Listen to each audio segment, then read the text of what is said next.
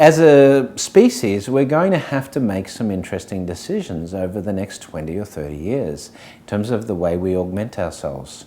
Two major technologies are potentially going to take us in different directions. One is augmenting our biology, and the other is incorporating technology into our humanity. So one of the greatest leaps in technology that's going to change the way we think about medical science over the next few years is the science of gene editing and genomics. It's not that long ago, just 15 years ago, when we were able to record or decode the first human genome, the DNA of the first human, and it cost $10 billion. Today we can do that for just hundreds of dollars.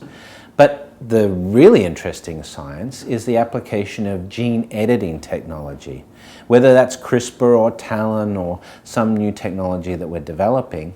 Most recently, a young girl with leukemia was cured of leukemia by editing her DNA and replacing her defective DNA that led to leukemia with leukemia antibodies in her DNA, curing her of this previously incurable disease.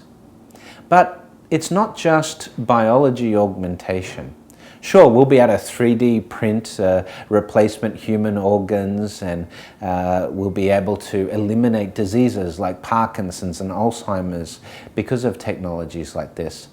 But will we do that, or will we go another route? We've used for some time technologies like enhancements with technology to, for example, bring hearing to the deaf. We're now using that same technology or similar technologies to bring sight to the blind. But maybe a more interesting application of this is Dr. Hugh Herr. Dr. Hugh Herr is a MIT and Harvard PhD, and he works in the field of biomechanics and biorobotics.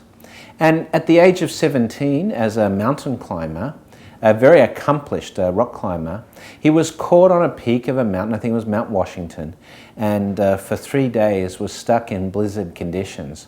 When he was finally rescued by a rescue party, he spent many months in hospital with frostbite and eventually gangrene, and they had to amputate both of his legs.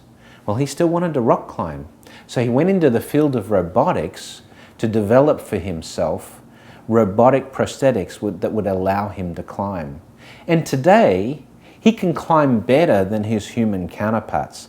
Some of his competitors in the professional rock climbing scene have actually threatened to amputate themselves so they could keep up with him in terms of this science.